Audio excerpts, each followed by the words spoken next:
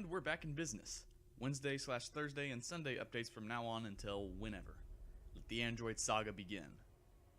I seem to have come into a habit of writing androids 19 and 20 with numbers, but 17 and 18 as words to signify they retain some level of humanity. At first I thought this was a habit I'd picked up from Bringer of Death or something, given how my writing style's been influenced by theirs, as noted before, but I looked and nope. They use numbers for all the androids. Still, I'm fairly sure I got it from somebody else. Well, I guess if you know who else does that, tell me. The years of peace weren't entirely filled with training, of course. Goku and his family would often visit Capsule Corp, and Gohan and Frieza would find plenty of entertainment playing together. They were, for all their power, only children, and became fast friends. Meanwhile, Bulma would often talk about the new technologies the company was churning out, particularly reverse-engineered tech from Frieza's empire. The futuristic armor and scouters were now standard issue all over the planet for police, security forces, emergency services, and search and rescue teams all over the world.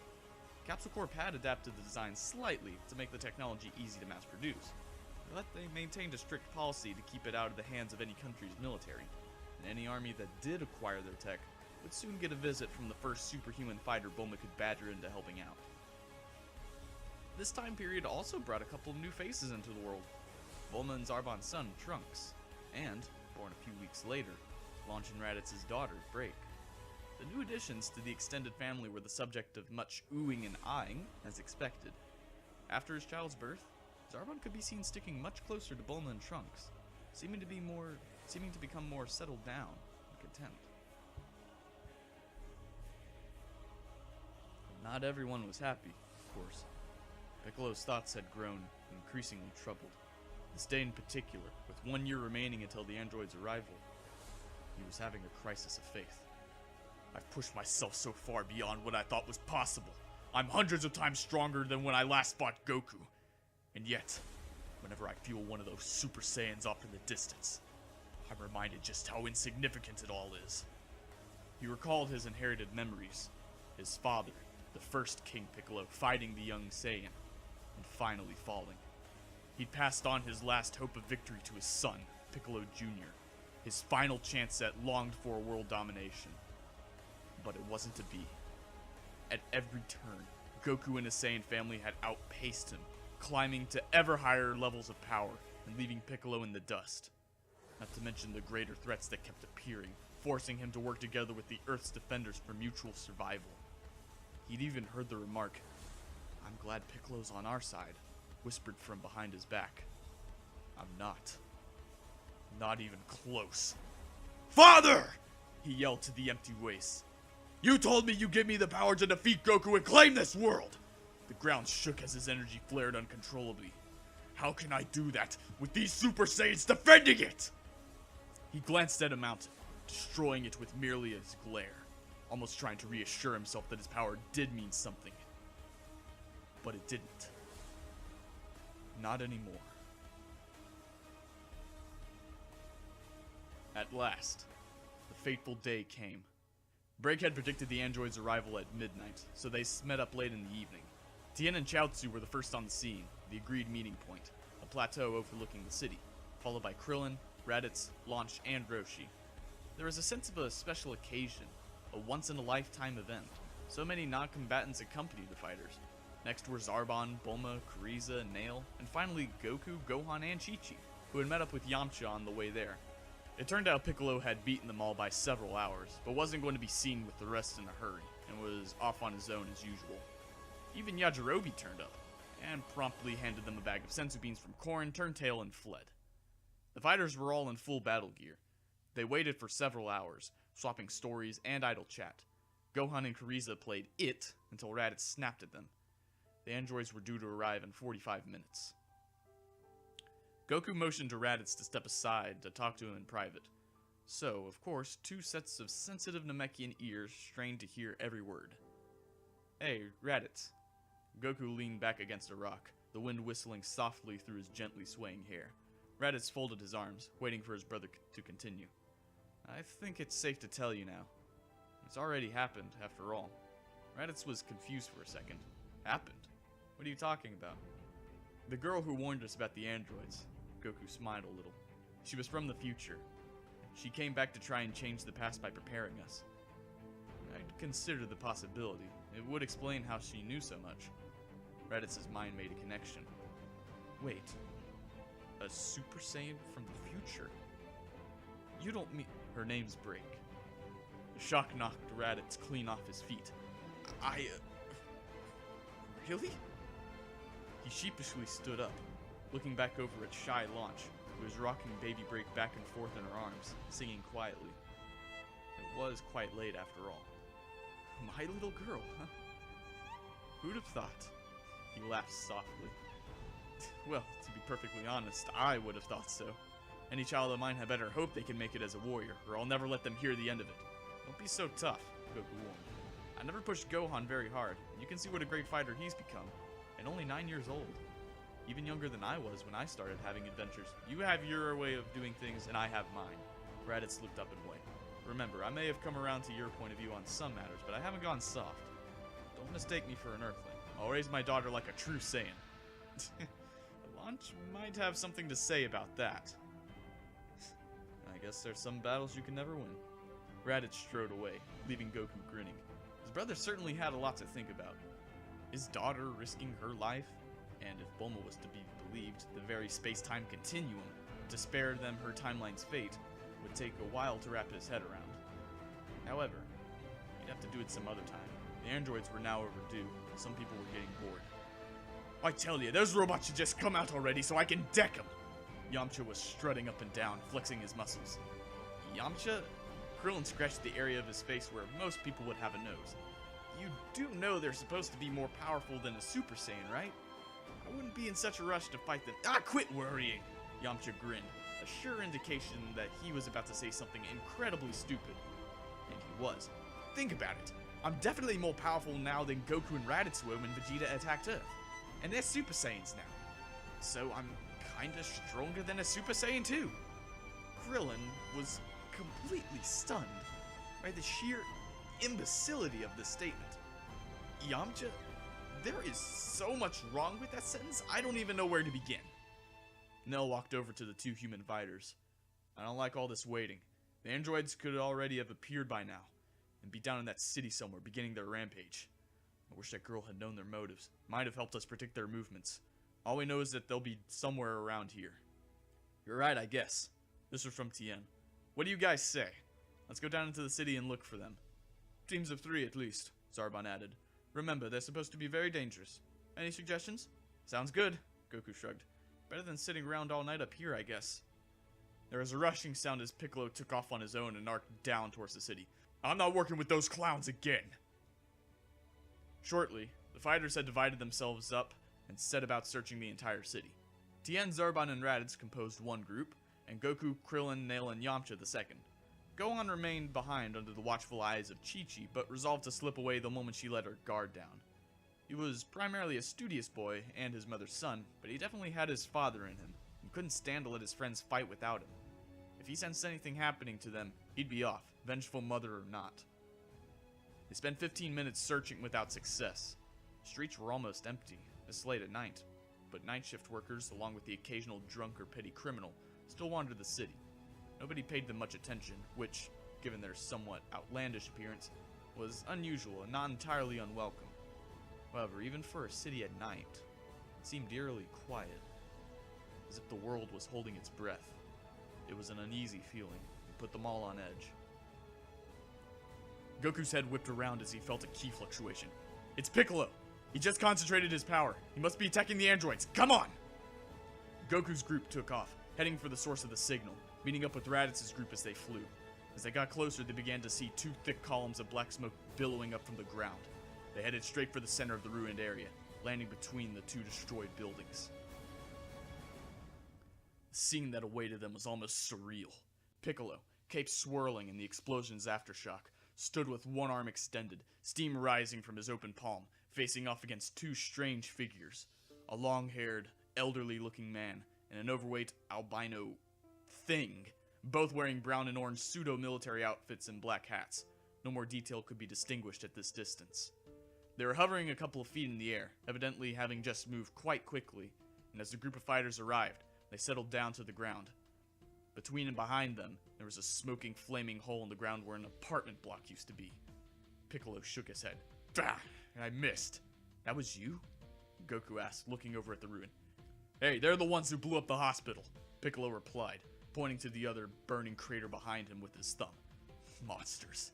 And Piccolo's just as bad. Goku frowned. Guess there goes any hope he's reformed. Me? Reform? Piccolo gave an evil grin. Keep dreaming. Just stay out of this, Goku answered, turning to face the pair opposite the demon. They're bigger threats than you to worry about. Hey, Goku. Tien pointed at the mysterious duo.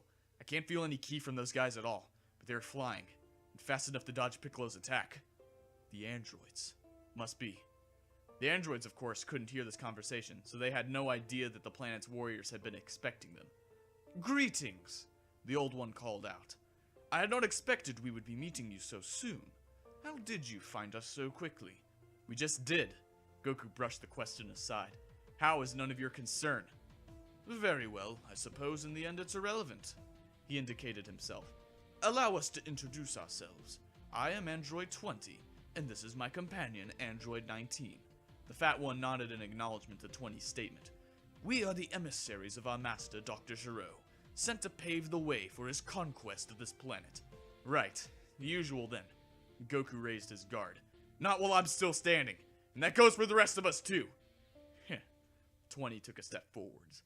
Actually, I'm glad you tracked us down. We're anxious to prove our superiority over the planet's strongest biologicals. Wait a minute. Zarbon stepped up next to Goku. Did you say Dr. Gero? That is correct. You have heard of his genius? Bulma mentioned him a couple of times. Zarbon frowned. He was the head scientist for the Red Ribbon Army. I believe you clashed with them during your childhood. You bet, Goku grinned. That was a carefree time, huh? You know, I think I must have met another android of this doctor's. His expression softened as he remembered an old friend. Android 8. Well, I called him Aider.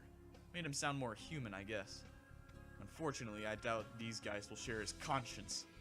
Although I think I can see the Red Ribbon Army's mark on them. He returned his mind to the present. So, you two want to fight us? Well, it's too crowded here. Let's fight somewhere else. Like, somewhere away from all these innocent people. It makes no difference to us, Android 20 smiled. Lead the way to wherever you choose as your final resting place. Fighters and androids faced off against each other on the edge of the desert. Piccolo had followed them, standing aside from the group as always. Android 20 was the first to speak. Well, part of our mission is to destroy Goku, the Earth's champion, and the one who previously defeated the Red Ribbon Army. He beckoned to Goku. So why don't you fight first? It will be an honor for us to destroy you.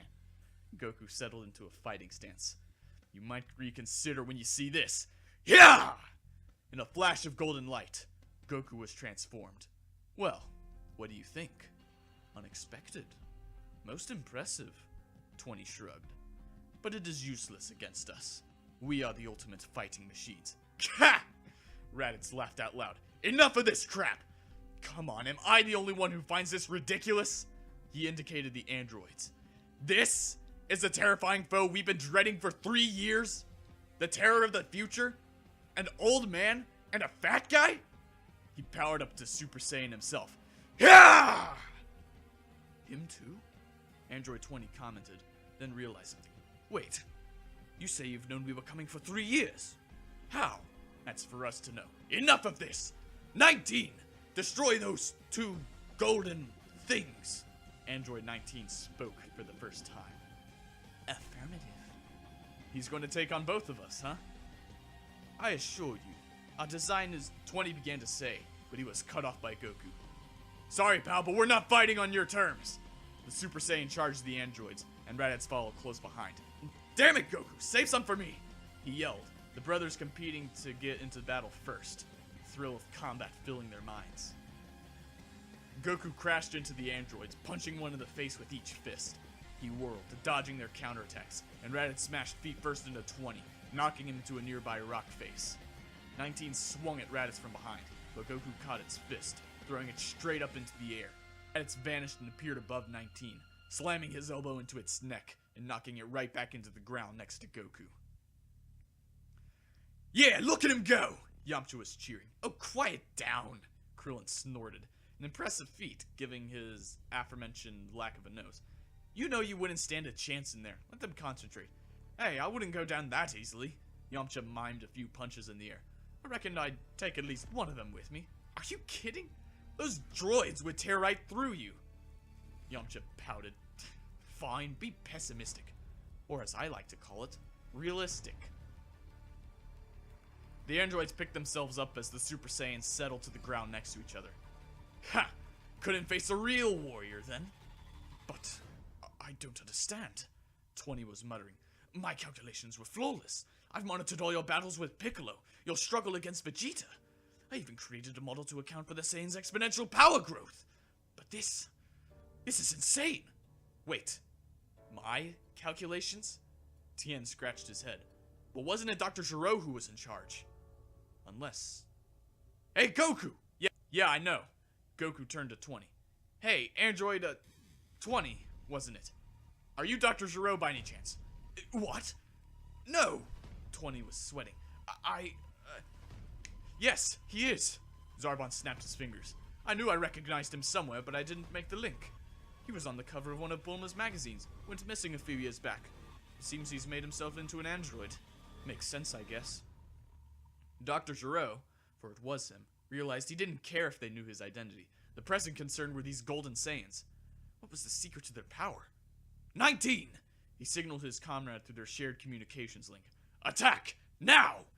The androids launched a synchronized attack on their alien foes, Goku and Raditz jumping into the air to avoid the pincer movement, the androids bounding up off the ground towards them. Raditz took a step back as they approached. Here, I'll show you how hopeless it is. Goku can deal with both of you, no trouble. Ignoring his boast, the androids rocketed past him up towards Goku. The heroic Saiyan dodged 19's strike, blocking 20's leg as it swung for him. He ducked under a sweeping punch, barging 19 out of the way of his shoulder. He caught 20's wrist as the android made another swing at him. My turn now, okay? Goku's own fist drove deep into 20's stomach, tiny cracks opening up in the mechanical fighter's body. Goku swung his elbow, the impact hurling 20 to the ground. But as he fell, Dr. Gero let loose an energy blast. Not having seen the androids fire energy before, Goku only barely dodged it. Distracted by this, he was easy prey as 19 rushed back up from behind him and grabbed him by the neck with one hand. No reason for me to intervene, Raditz thought. Goku far outclasses these machines. He'll break that amateurish hold no problem. However, an uncomfortable red light began to emanate from 19's hand. Goku spasmed as the light intensified, now accompanied with an artificial sucking noise. Goku grasped, and his ki began to fall quickly. Raditz rushed forward to intercept the android, whatever it was doing.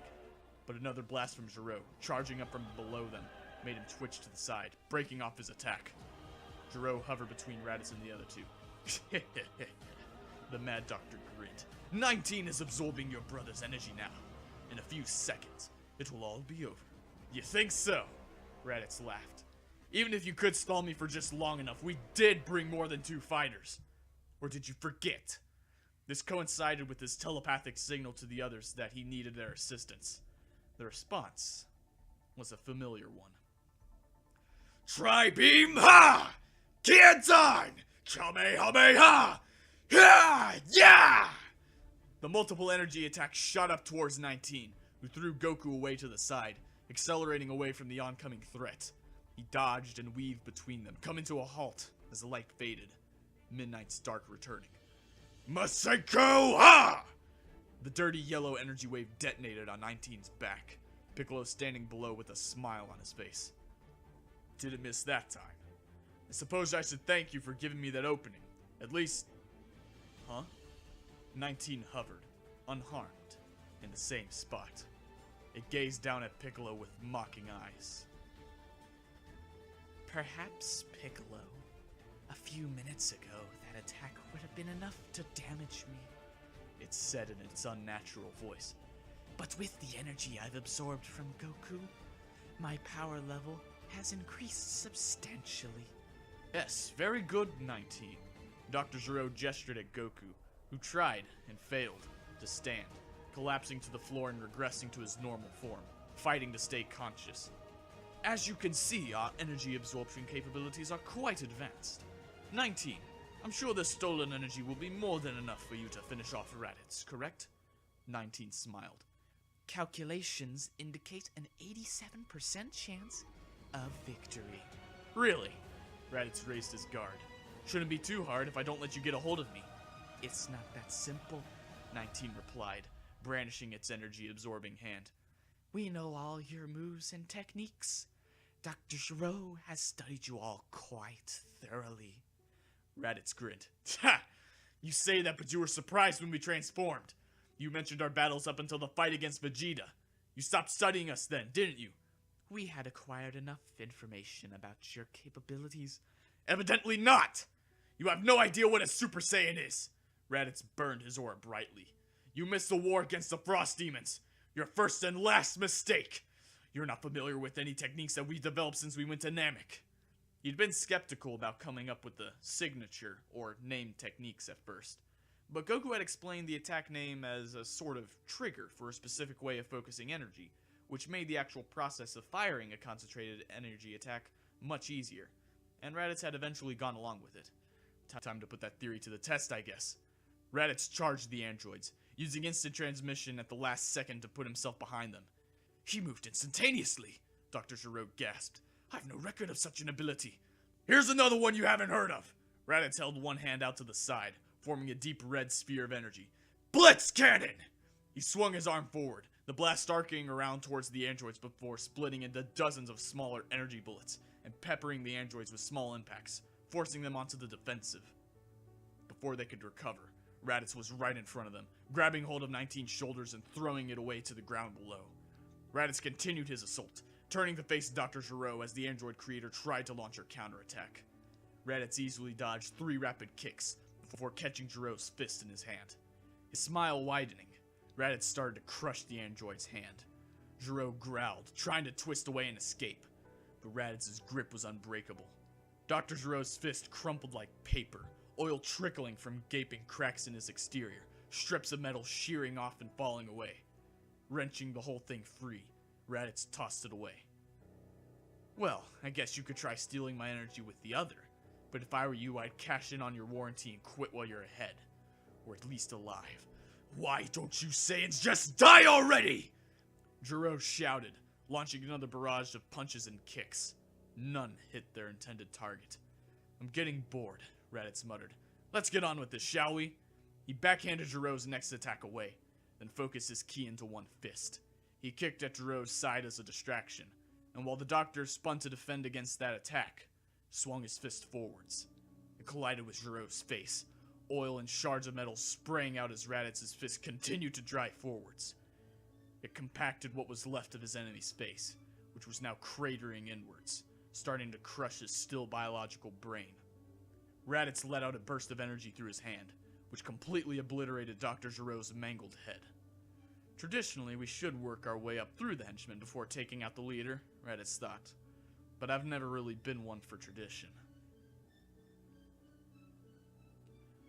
The android formerly known as 20 fell to the ground with a heavy thud. Raditz floated to the ground in front of his lifeless body. He grinned at 19, which was just standing up. Is this yours? 19 stared at the scene emotionlessly, taking in the situation. It ran through hundreds of variables in seconds, searching for an escape route. Creator has been compromised. Energy protocols in effect. Activate androids 17 and 18. Distraction required to eliminate extraneous variable of superior foe. Hey guys, how are you doing? Did you win yet? Bulma's familiar voice rang out through the late night air. Huh? Raditz turned to see an air car flying overhead. He could sense many small energy signatures inside. The whole non-combatant group was there. His eyes widened as he singled out launching baby brakes among them. No, not now! Just as he feared. Even his momentary hesitation to see who it was had been too long. Android 19 had both hands raised, releasing a fully charged energy beam, using Goku's stolen power and firing it directly at the vehicle. Bulma! Almost instantly, Zarbon was there, putting himself between her and the blast. Damn it! Raditz's mind raced. He can't take that. All that stolen energy will be too much for him. He'll save Bulma, but he could die himself. Looks like there's no choice. He quickly used instant transmission to put himself in the beam's path, kicking Zarbon out of the way. I can't let you do it! He raised his arms in front of his face as the attack crashed into him. As soon as the beam was released, 19 had turned up and fled. Don't let it get away! Tien shouted, and the group of warriors sprang into action, giving chase. Krillin, help Goku! Right! Krillin jumped over to Goku, lying drained on the ground. He fed his friend a sensu bean, instantly restoring him to fighting condition. Ah, thanks Krillin. Let's be careful, we don't have many of those. Sure. Come on, let's go hunt down that android. Goku and Krillin leapt off in pursuit of Android 19, following their allies, and joined by Raditz as soon as he'd recovered from the blast, hastily gulping down a second of the magical beans. The air car drifted to the ground, Zarbon waiting impatiently outside the door as it opened, and Bulma, the pilot, stepped out, holding their child. What were you thinking? He shouted. I could have died! You could have died! And Trunks, he sniffed. I can't lose you, okay? Please, don't do anything stupid. She patted him on the shoulder. Hey, you be careful too, she frowned. I mean, if it took Super Saiyans to fight them, they're stronger than you, right? I don't know. Zarbon shrugged. I can't feel their ki at all. But Goku and Raditz were all over them when they fought. I really have no idea. Hey, maybe I was too harsh on you, Bulma smiled. You don't have to fight if you don't want to. I mean, I don't want anything to happen to you either. You know, that isn't a bet. Zarbon's head whipped around. What is it? Gohan's out there. He's trying to help, like always. Sorry, Bulma, but I can't let that kid get hurt. He took off, heading after the others. Bulma shrugged. She could have told him Gohan was gone, if he'd asked. It was the reason they'd come here. He'd run off, and since then, Chi-Chi just hadn't shut up about it. She loved her son, but she could be a little overbearing sometimes. 19 had gone to ground, using small ki blasts to throw up dust clouds and obscure his fleeing form, dashing from cover to cover. It was programmed with an intricate knowledge of the area surrounding Dr. Gero's laboratory, and silently worked its way up towards the mountain housing its lab. The android, now under tree cover as it approached the mountain range, calculated a significant probability of at least one enemy fighter discovering it before it reached the lab, and sure enough, the human known as Yamcha shortly appeared directly in its path. Attempts to circumvent confrontation present significant probability of failure. In addition, further energy absorption will benefit when confrontation with Saiyans occurs. 19 snuck up as quietly as its hardware allowed, Yamcha only hearing the grinding of battle-worn gears when it was too late. 19's energy-absorbing hands clamped around its neck, sucking the power out of the fighter. He was seconds from unconsciousness when a high-pitched voice rang out through the forest. Power pull extend! A high-speed object crashed into 19's jaw, and it staggered away, releasing its hold on Yamcha. Gohan retracted the enchanted weapon, holding it defensively in front of himself. I won't let you hurt him! He declared. 19 turned and sprinted for the mountain, but Gohan leapt off in hot pursuit, pushing his power to the maximum. Putting on an extra burst of speed, the younger warrior appeared in front of 19, kicking it to the ground. He charged it, following up on his attack, but the android somersaulted over him, knocking him away to the right with a swift backhand. Gohan stuck the power pole to the ground, using its friction to slow his flight, and turning around to give chase to 19 again. Raditz landed in the forest below the mountain, seeing Gohan heaving Yamcha over his shoulder. What happened? The Saiyan warrior asked. Oh, hey Raditz. Gohan smiled. I felt all these big powers and I came to help. And I found some fat robot attacking Yamcha, so I fought it, but it got away. It went into those mountains over there. So, that's where Gero's base is hiding, is it? Raditz took off for the mountain range. Raditz, hold on! What should I... Gohan received no answer as Raditz headed up towards the nearest peak. I'm not leaving now, he decided, following his uncle. Not everyone picked up on the short battle, or arrived quickly enough, so by the time Raditz located the rather conspicuous giant metal double door set into the side of one of the mountains, he was only accompanied by Gohan, a sensu-healed Yamcha, there were only a few of the beings left now, Zarbon and Goku. So, this is where he's been hiding, all these years, Goku muttered. Ever the master of subtlety, he walked straight up to the door and knocked loudly on it. No response, of course. He frowned. I wonder what it's doing in there. Maybe there's some backup androids inside? Raditz suggested. After all, these didn't look like the ones Break told us about. They had different abilities, too. Huh? Yamcha looked puzzled, which, to be fair, wasn't uncommon for him. Isn't Break your daughter's— Not the time! Raditz growled. I'll tell you about it later. The point is, perhaps the true androids are still to come. Maybe then we'll actually get a decent battle. Yeah, I have to admit, these two are kind of disappointing, Goku agreed. Their energy-absorbing ability was a surprise, but once you get past that, they're probably not even on the level of Frieza's family. Right. Raditz raised his hand, running out of patience and simply blasting the door down. Let's take a look inside, shall we? The 5 warriors advanced through the smoke, thrown up by Raditz's attack, stepping over jagged and molten metal as they entered the cave. Dr. Gero's lab was sparsely decorated and poorly lit, and various half-finished devices littered the chamber. Android 19, standing in the corner, looked up from a control panel at the fighters. You are too late, it told them in its strange, high-pitched buzz. Android models 17 and 18 have been activated. Therefore, you will perish. As it spoke, 2 pods embedded into the wall opened with a hiss of steam. 2 human-looking figures climbed out, stretching and taking in their freedom. Yeah, that's them. Goku smiled, relishing the prospect of a real challenge for his Super Saiyan powers. 17 and 18. Just like she said. 17! 18! 19 ordered, pointing at the approaching group. Destroy the enemies of Dr. Gero! Oh? 18 smirked. And where is the good doctor now? Dr. Gero has been terminated by the Saiyans, 19 explained. But you are superior combat models. You have the capability to destroy them. Do so now! 17 leaned against the wall. Ah, no need to rush. So, you were created after us, is that correct? I am android model 19. The pale-skinned robot was growing increasingly agitated. Attack now! I order you to attack! The other androids ignored him. An energy-absorbing model. Wholly cybernetic too.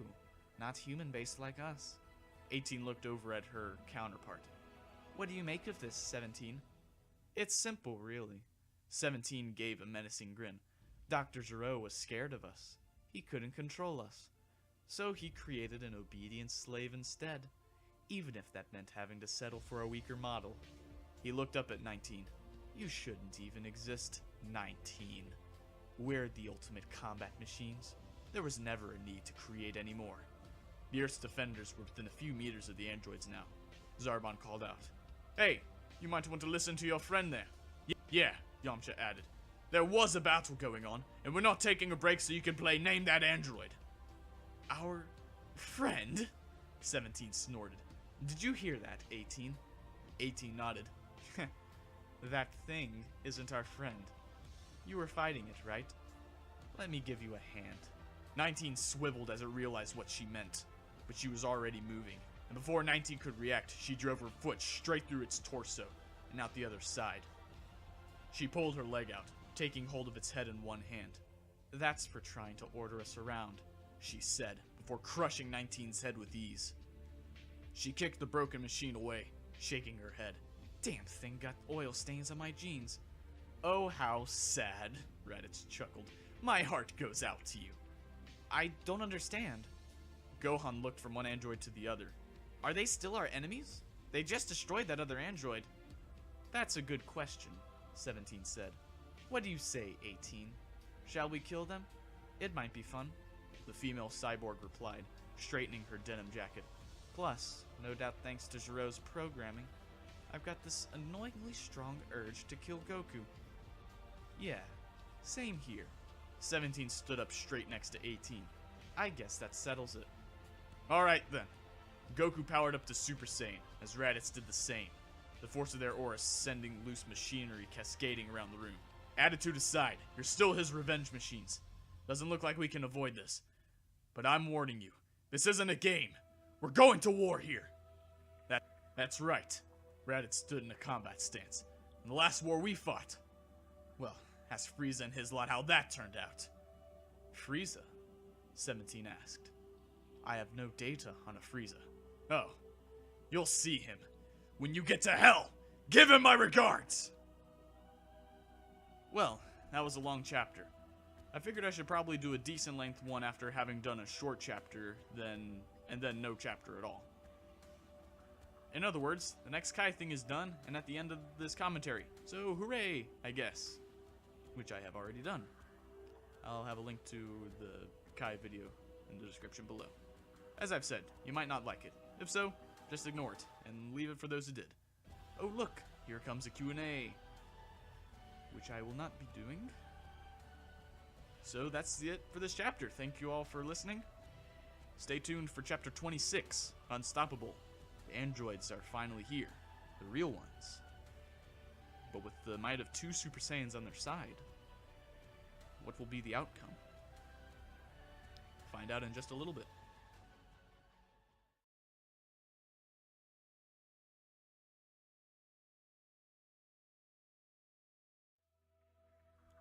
Thanks to those who pointed out its honor trip that I got writing the androids as 17 and 18 and 19 and 20 from.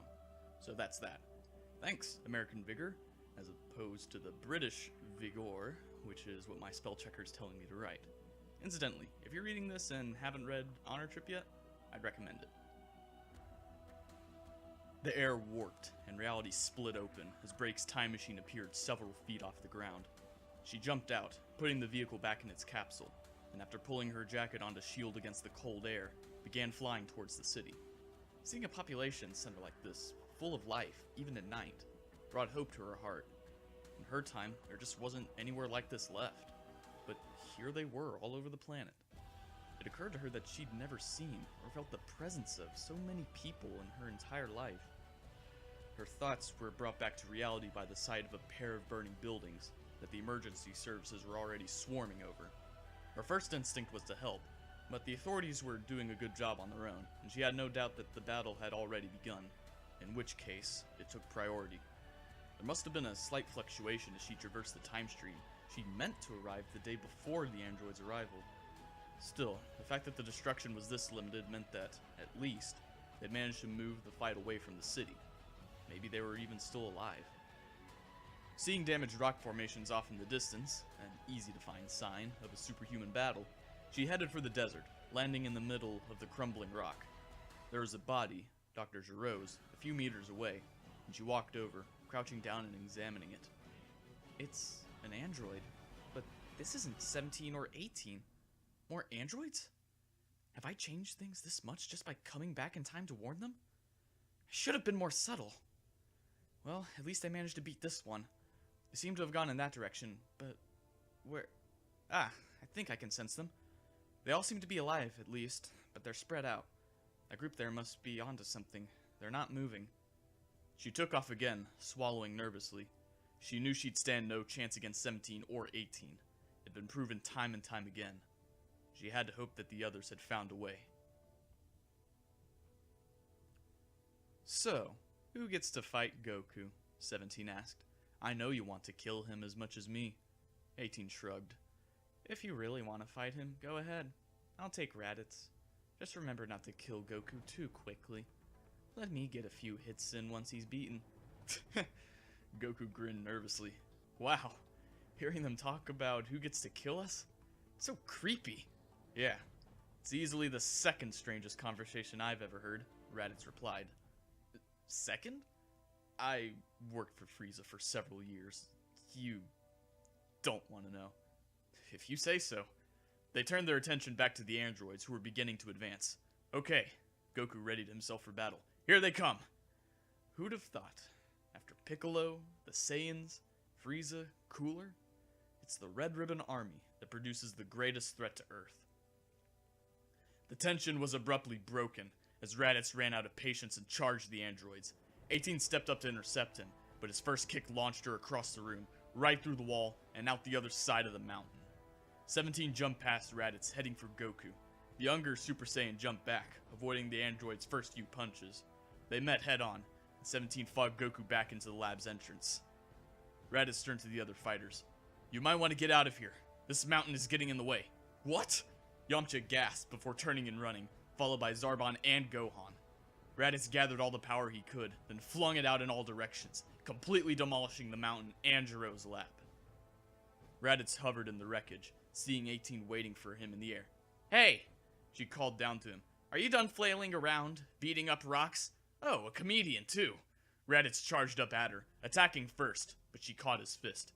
He twisted around, elbowing her in the back of the head, and she used the forward momentum from the attack to spin downwards, kicking him in the stomach with both feet. Raditz staggered away through the air, holding his stomach with one hand. Not bad.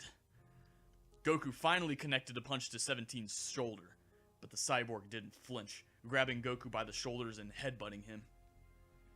Goku grunted in pain, ducking away and raising his guard to fend off the next volley of attacks. He jumped over a low strike, kicking 17 out of the way and pursuing his foe. Where did he get so strong? 17 wondered. I might have to use full power in a minute, but then it'd be over far too quickly. Decisions. Look at them go, Zarbon said. They seem to be evenly matched. Do you think that they can win? Gohan asked. No, came the reply. It's like I feared. The androids are just too tough. The three observers looked around to see Break, landing on the ground near them. She was accompanied by Tien, Krillin, and Nail, who she'd met up with along the way. The Super Saiyan energy being given off by the fighters wasn't hard to track down. Are you sure? Tien was doing his best to follow the fight. They seem to be doing okay. Break shook her head. Even if the androids are fighting seriously, which I doubt, they have infinite energy. They can just stay on the defensive until their enemy gets tired. You can't beat them without a significant advantage to overcome that. It was chilling, seeing the monsters that had haunted her life born again. Should we help them? Gohan asked. Break frowned. I don't know if we can. 18 stood up straight and took a direct punch from Raditz without flinching. I wonder how long you'll last, she mused. You must realize sooner or later you're outclassed. She swatted his hand away, and they jumped back a step from each other. Say, you don't come with an instruction manual, do you? Raditz asked with a mocking smile on his face. Excuse me, is this tech support? I'm having problems with my combat android. She appears to be an arrogant bitch. This got him punched halfway through the forest, but he laughed as he picked himself up. Well, I'm starting to make up for all of Frieza's monkey jabs. Unfortunately, though he may have won the war of words, actual battle was another moment entirely. 18 rocketed towards him, a high kick snapping his head back and knocking him to the ground again. You're getting stronger, aren't you? He coughed. Oh, I'm sorry, but humoring you by holding back was dragging on a bit, she shrugged. I was getting bored. Goku was experiencing similar problems. 17 was now blocking every one of his attacks, and when the android went on the offensive, Goku felt like his defenses were being tested to their absolute limits. Before long, a vicious elbow got through, doubling him over, and 17 followed up by taking hold of Goku's Super Saiyan hair, swinging him around several times to yelps of pain, and throwing him away into the horizon. The assembled fighters were unsure of what to do. I can't take this anymore! Gohan was shaking. Please, Gohan, think! Nail put a hand on the young half-Saiyan's shoulder. Your father knows what he's doing. He wouldn't want you to get yourself killed. Let's face it, nobody stands a better chance than those two. But we must be able to make some kind of difference, Krillin argued. Even if it's just slowing the androids down for a few seconds. 17 was repeatedly shoving Goku's head into the sharp, rocky ground, drawing blood from small cuts all over his face. Gohan finally snapped. I don't care! He shouted. I'm coming, Daddy! He flew full speed at 17. Damn it! Tien growled. Guess we got no choice now. Yeah! His Kaioken aura burst into life as he followed Gohan. He was followed by Krillin, Yamcha, and Nail. Zarbon and Break stood behind, deliberating. I think we're out of our league here, Zarbon said. Come on, there's no point dying like this. I'm not letting it happen again. Do what you want. Bane stood out on Break's neck as she summoned her inner power. The now familiar golden light appeared around her as she powered up to Super Saiyan. As always, when she transformed, reason slipped away. There was only the coming battle. Yeah! She charged in with no further thought, unslinging the power pole on her back and making straight for Android 18, who was driving another punch into Raditz's gut. 18 jumped, somersaulting over Break's head. Raditz's daughter saw the movement, lashing out with her weapon and catching 18 by surprise, knocking her back to the ground. The android stood up, dodging a second swing. Almost gently, she knocked Break into the air, appearing behind her and hit her back down. Break skidded along the ground, ripping up her trousers and cutting gashes into her legs. But she stopped herself, stood up, and charged back in, firing a barrage of energy bullets at 18, who just laughed. She flew straight into the path of each one, knocking them out of the way with a simple wave of the hand, then dashed right up to Break and kicked her to the floor. Break fell out of Super Saiyan, fighting for consciousness and losing. "I tried, Father." Meanwhile, Gohan and Nail launched themselves at 17 from opposite sides. 17 let go of Goku, turning and blocking both attacks. He punched to one side with each hand, using his full power straight off the bat and instantly taking the fight out of both of them. He turned back to Goku, but the time bought by the other two had been enough. Raditz used instant transmission to jump over to Goku, grabbed hold of his brother, and teleported them both away. 17 scowled. Where did they go? What was that? I have no idea. 18 glanced around. I have no record of this ability. Then again, they're all a lot stronger than records show. Not that it made a difference. Tien, Krillin, and Yamcha were hovering in the air a few meters away. Zarbon was frozen with fear, back near Gero's lab. Piccolo was nowhere to be seen. Everyone else was down. Hey! 18 called up to the three human fighters. I don't suppose you know where Goku is? No! And we wouldn't tell you if we knew, Krillin called down defiantly. They could be anywhere on the planet by now. Quite a technique, 17 commented. I guess Raditz has to die too. Can't have him spiriting Goku away every time we catch him. He looked up at the humans. Well, fine. We're leaving. We'll just search this planet for Goku. If you want to attack us, fine. But you can see how well your friends did. He indicated the beaten Saiyans and Namekian on the ground. The humans made no move, and 17 smiled. Smart choice. We'll see you around. The androids took off, heading into the sky in a roughly northwest direction. Sinking to the ground, the humans breathed out a collective sigh. Wow, that was close, Yamcha muttered. They all knew what he meant. Goku and Raditz were actually very close nearby, under an outcrop of rock. They'd had to hope that Break had been right, and the androids couldn't sense Ki. It had worked, though, and now they had at least a short while to regroup, heal the wounded, and plan their next step. Or so they thought. There was a deep rumble from the ruins of Dr. Gero's laboratory. Piles of rock cascaded down the mountain's stump. Something was moving under there. The four fighters still standing stared in horror as a tall humanoid figure pulled itself out of the rubble, jumping down to the ground where they were standing. Zarbon gulped. That guy just came from the lab. He must be another android. And he doesn't seem to be damaged at all from when Raditz blew the place up, Tien noted. He must be pretty tough. The figure began to approach, and they saw it, more clearly. Android, designated number 16, was massive, sporting green body armor, a red mohawk, and a chin that would make Jay Leno winch. His face was expressionless, which seemed somehow strange. Even the completely mechanical 19 had been capable of showing emotion. This one, it seemed, didn't share that trait. I don't like the look of this. Krillin tensed up, ready for anything, he hoped. Get ready, guys. The towering android's gaze swept over the area, until it came to rest on a location. Goku located, he said in a deep but artificial voice. He began to stride, slowly but purposefully, towards Goku and Raditz's hiding place. Raditz! Tien tried to signal the Saiyan telepathically.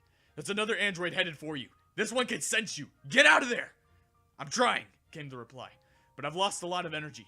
I just need a few seconds, a minute or two maybe, and then I can get us to safety.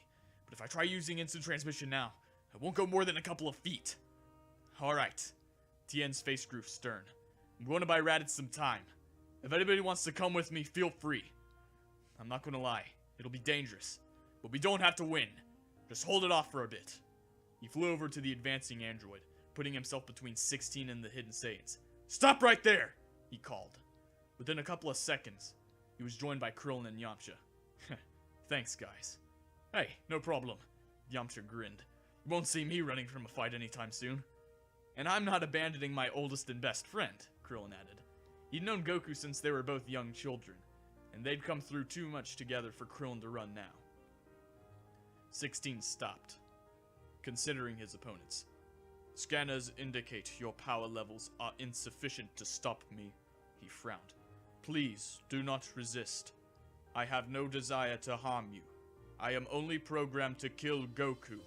I would prefer to leave you in peace." "How weird," Krillin muttered. "I guess Dr. Gero messed up with his personality. But not, unfortunately, with his motivation to kill Goku. Gero had a regular complex about the guy." "Well, that's too bad!" Tien raised his guard. "We're not backing down. We'll defend our friend no matter what." "Very well." 16's face hardened further. "Then I am sorry." He continued his slow advance. "Okay, get ready," Tien told the other two. "I'm sure we can't beat this guy head on, and I know all our usual moves. So let's try and surprise him. Use techniques you developed recently, or that you don't use often." Krillin nodded. "Right. After the battle with Frieza, we all realized that a few new tricks wouldn't do any harm." He raised both arms into the air. Razor-edged yellow discs of energy sprung, fully formed from each. "Double Kienzan!" He flung the disc at 16, who'd been programmed to expect the normal form of this attack. But two at once was unexpected. 16 ducked under one disc, throwing himself forwards over the second. The brief period of time before he stood up gave Tien the opening he needed. "Here's another one he won't be expecting.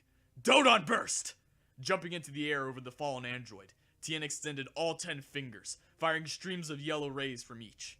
They crashed into the ground, the attack covering the entire area around 16, hitting him while he was down. Tien and Krillin smiled in satisfaction. But when the dust cleared, 16 was picking himself up, completely unharmed. "Man, I wish these androids had ki sense," Krillin grumbled. "I don't know when to celebrate." 16 looked back up at them. "It seems your power has increased. You have acquired new techniques as well. It does not matter. You are not capable of defeating me." He continued his slow walk towards them. "Man," Yamcha growled. "He's not even shooting back! I bet he doesn't even think of us as a threat." "Well, we're not. Not really," Tien shrugged. "Well, like I said, we don't have to win. Just last long enough." "Alright," Krillin said, pulling his power to the surface. "Let's try for a combined blast. Remember, go for the unexpected." The three warriors focused their power to its maximum, the android now only a few steps away. Krillin brought his hands together at his side, a blue glow appearing. But then changing to red as sparks began to flicker up and down his arms. He hadn't been able to push the Kaioken as high as Tien yet, but by the same logic that a higher boost could be used for a short amount of time. If the boost was applied to just one attack, not his whole body, it could be even greater. He swung his hands forwards. Kaiohameha! Tien knew the android would be programmed to expect all his usual tricks, but maybe he could overwhelm it with sheer quantity. Gritting his teeth, he separated into 4 copies, each one then focused further, as all 4 of his multiform copies sprouted a second set of arms from their shoulders. The witch arms technique he'd last used in the tournament, when he'd first fought Goku. Each set of arms formed the familiar triangle, and 8 tri-beams shot forth at 16. Yamcha flung his arms out in front of him, dozens of tiny versions of his trademark Spirit Ball, each with almost the power of the full version, forming and coalescing into brightly glowing masses.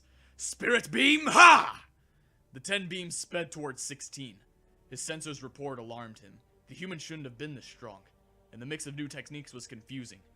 He raised his arms in front of him, catching the attack with the palms of his hands. He grunted as the combined force pushed him back, his feet grinding along the ground and throwing up dust. Current situation untenable. Concentrate power to relevant functions only. Disabling unnecessary motion. Maximum forward thrust. 16's movement slowed, and he came to a halt.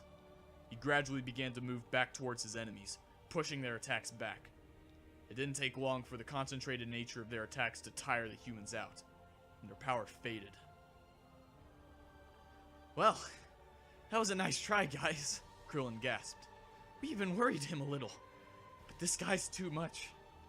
He hasn't even attacked us yet, and I already know I'm beat. Damn it! Tien looked around behind him. Why are those two still here? Raditz, we're running out of time! I must be more injured than I thought, Raditz answered. I'm trying, but it's hard to focus, especially with the long jump like we're going to need to get out of the android's sensor range. Fine. Tien turned back to 16, who was now moving with more speed. Just a little longer then. I will not be stopped, 16 said as he neared them. Goku will be terminated. He's getting close, Krillin warned. We shouldn't try to take him head on. No choice. Yamcha told him, summoning up what strength he had left. He hadn't been able to master the Kaioken proper, not having direct teachings from King Kai, but had refused to let Krillin and Tien leave him behind entirely, and after learning as much as he could from them, had come up with his own solution. Old Fang Kaioken! Yeah! The red ore was flickering and unstable, but it was there. Tien and Krillin had powered up to their own highest levels of Kaioken, times 20 and 10 respectively, and joined in Yamcha's charge. 16 stepped sideways as the three warriors flew into him, raising his arms in perfectly timed blocks. Their speed has increased, he noticed. Further errors in Dr. Gero's data. He must not have accounted for an extraneous variable. It is irrelevant. He spent several seconds on the defense, as the human fighters hammered home attack after attack. Once he had processed their power increase, he was on more familiar territory. He was programmed with an intricate knowledge of their fighting styles. Tien's was direct and smooth. Krillin's was cautious but powerful. And Yamcha's, while somewhat wasteful in energy, was unpredictable and difficult to defend against. At least to anyone without the data 16 possessed. Having acquired all the information he required, and identified exploitable weaknesses and openings in each fighter's technique, 16 chose his moment and struck. He suddenly spun 180 degrees, driving his elbow into Yamcha's chest. Ribs cracked with the force of the blow, and Yamcha went down, choking and coughing up blood. 16 ducked under a punch from Krillin, taking hold of the short warrior's leg and neatly breaking it at the shin. Krillin howled and fell away to the side, almost blacking out. Tien, realizing he was the only one left, raised his hands to his forehead, but 16 identified the solar flare technique and countered it with short-range energy beams from his eyes. The impact threw Tien's head back forcefully, snapping his neck. Tien's body hit the ground heavily, and he lay still. 16 looked down with regret. I had not intended to kill him. Evidently his power was drained from his earlier efforts, and I overestimated his endurance. The sadness vanished, however, as the primary objective overrode everything. Goku must be terminated. But just as he turned to face the Saiyan's location, they dropped off his scanners. 16 looked all around with confusion. They were gone, out of his sensor's range, which meant they must be miles away. But there had been no energy trail. Dr. Gero's record showed no evidence of such an ability. Another error. What had gone wrong?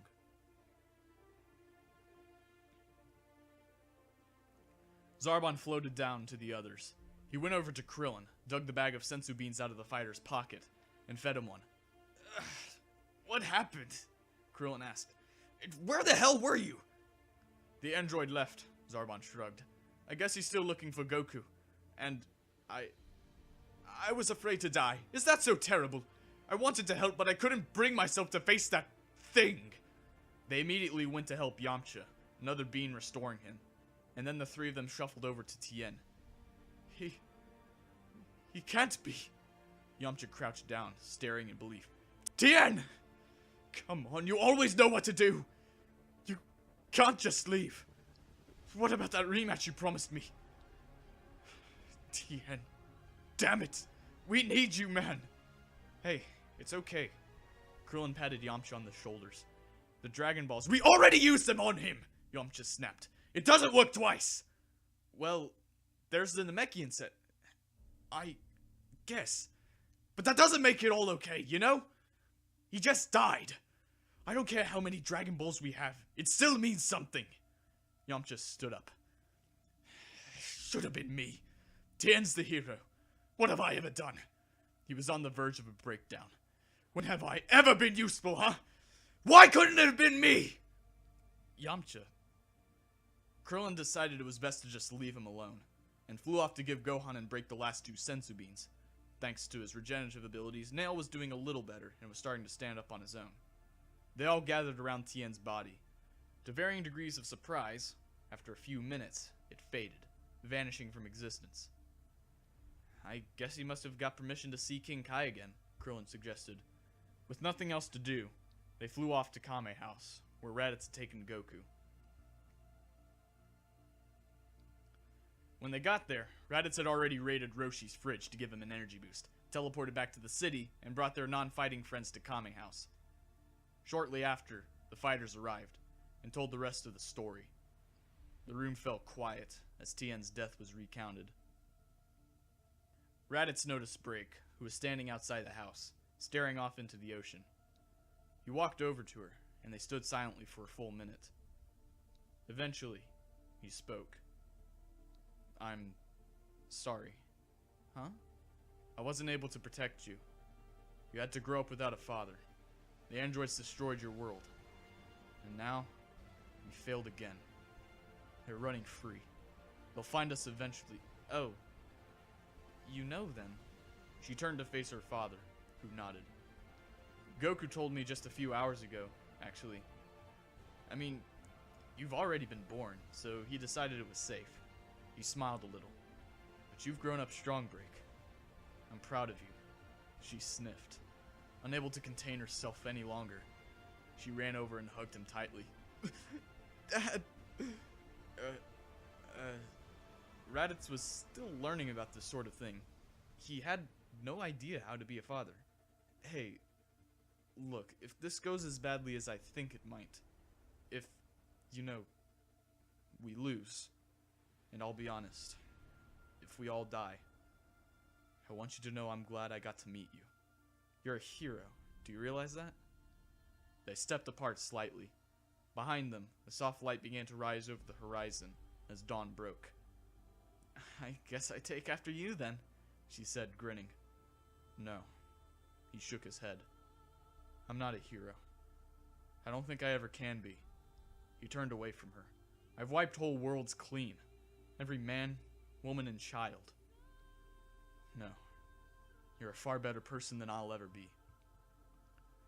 But you regret it now, she reasoned. You're fighting for a good cause. Trying to protect this planet and your family. It doesn't change the fact that billions of people are dead because of me. He stopped. Look, this discussion is pointless. I am what I am. We're here in this situation, and debating morality isn't going to help. He looked more closely at her face. You do take after me a little in appearance, though, even if your hair is straight from your mother. Look. He pointed out over the sea to the teeming cities just visible from the island. You see that? Millions of people. Good people. Most of them. Just being alive. Blessed. Wonderful mundanity. They might grumble, but everybody does that. They're free. They're safe. They're happy. I've been all around the galaxy, and I can tell you how rare that is. That is what you've missed, growing up in your timeline. That is what we're fighting for. And I don't want you to miss it this time. That other you, in there, she's going to have a future. I guess you spent a lot of your life running, avoiding direct confrontation. Being beaten today probably hasn't helped. But we're not running again. The next time, we're fighting to the end. Do you have a plan? She asked. He was wondering this himself. Not a plan, as such. More of an idea. I've encountered it over and over. Frieza's living metal copies, these androids. According to you, King Cold, enemies even more powerful than a Super Saiyan. This isn't the ultimate power. This is not the peak of the mountain. There are higher levels we can climb to. You really think so? There must be. If we just accepted our limits, we'd have all died on Namek. There's no reason to stop improving now. He smiled. Hey, shall we train? Really? Break grinned. Of course! Alright then. Let's take this seriously. You've got to unlock greater powers, but we don't have much time. Who knows how long the androids will take to find us. 17 and 18 were cruising down a cliff-top road in their stolen sports car. They could have flown, but 17 insisted on having fun when a large figure appeared in their path. They swerved to a halt, almost crashing into the concrete highway divider. "Hey, what gives?" 17 grumbled, before noticing that the figure was, in fact, Android 16. "What's this? One of us?" "That is correct," 16 replied. "I am the android designated number 16. You are models 17 and 18? "That's right," 18 replied. "What's it to you?" "You seek to kill Goku. I am programmed with the same objective. Logic dictates that working together will yield a greater chance of success." "Gero didn't give you much of a sense of humor, did he?" 17 asked, shrugging. "But you're probably right. Hop on in." "Making use of inferior technology is illogical," 16 commented as he sat in the back of the car. "But my calculations predict that the advantage of two allies outweigh the drawbacks of indulging in your personality flaws." "Right," 17 scratched his head. "Whatever you say. Let's hit the road." Goku looked out the window, seeing Raditz and Break sparring several hundred meters above them. "Well, they're hard at work already. Guess Raditz knows we're going to have to fight them again eventually." "There's something that's been bugging me, though," Krillin said. "When was the last time you saw Piccolo?" "Huh?" Goku tilted his head back and forth, trying to remember. "The battle with those first two androids, I guess. Since then, nothing. I wonder what he's up to." "It's absurd," Kami was saying. "Ridiculous! Why would I ever want to refuse with you?" He was pacing back and forth in front of Piccolo, as they stood atop the Guardian of Earth's lookout. His servant, the genie, Mr. Popo, was cowering inside. "We separated for a reason!" Piccolo was beginning to run out of patience. "Look, it's simple. We've been in conflict since we were created from the original Namekian who came to Earth. But we could never defeat each other without killing ourselves. If we joined, that struggle would just become an internal one. We'd still exist, in spirit, and we both had the power to achieve our aims." "It is an interesting suggestion," Kami admitted. "Usually a fusion between two Namekians requires one to be the base, and they absorb attributes from the other. Are you proposing we put both our essence into this fusion?" "Exactly," Piccolo explained. "That way, we recreate the nameless Namekian who gave us life. According to what Nameless told me, we'll be at least as powerful as one of those Super Saiyans. We have different reasons, but neither of us want these androids to destroy everything. I do not know. It is a drastic measure. Drastic times. You know the saying." Kami fell silent for a long time. "I want you to know that ordinarily I would not agree to this. But there is another threat to Earth, more terrible than even the androids. At the moment, perhaps slightly weaker, but with a far greater potential for evil." "What are you talking about?" "You'll know when our knowledge is shared." Kami held out a hand. "Come, let the son of Katas live again." Well, here we are. The androids are on the loose, the Saiyans are looking to climb to higher levels, we're one fighter down, there's a Namekian fusion in the works, and there's an even greater evil running around somewhere. And I'm sure you all know who that is. I seem to be putting things in my Q&A that aren't really questions, more statements. But they're points I feel like answering, so I'll keep doing that. Sorry, Q&A. I would sign off with something witty, but I can't think of anything. So, see you next time. Thank you for tuning in for Chapter 25 and 26. This has been really good so far. The chapters are getting longer. I might have to do 2 chapter episodes for a while. Unless I get greedy and want to do a 2-hour video. I'll let you know if that happens. But anyway, next week, we'll be introducing Cell. One of the most dangerous villains in the entire Dragon Ball universe. And this is a taste of his voice to come. I'm going to drink you all. Anyway, be prepared for that. So anyway, thank you for tuning in again. Don't forget to like, favorite, comment, subscribe, tell your friends. Don't forget to follow me on Twitter to keep up to date with the show. And as always, I'll see you in the next video. Stay safe. Bye.